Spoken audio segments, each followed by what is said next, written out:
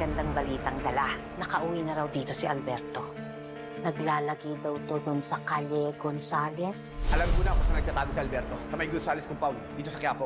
Kailangan pala kumilos na tayo. Huwag na tayong mag-aksaya ng panahon. Tanggol, sigurado ka ba rito? Yan, may dumarating. Yun na ba yun? Si Alberto. Mapapahama ka dyan. Kung ayaw niyo ako samahan,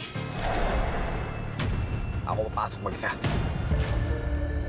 Mukhang mabibigyan ko na rin ng katarungan ang pagkamatay mo.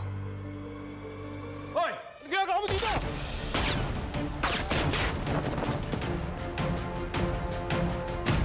Palibutan niyo!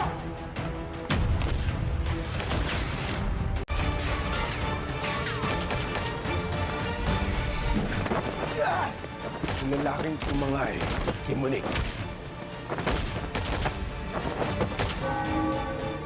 Nung nakaharap ko siya, para ako nakatingin sa salamin.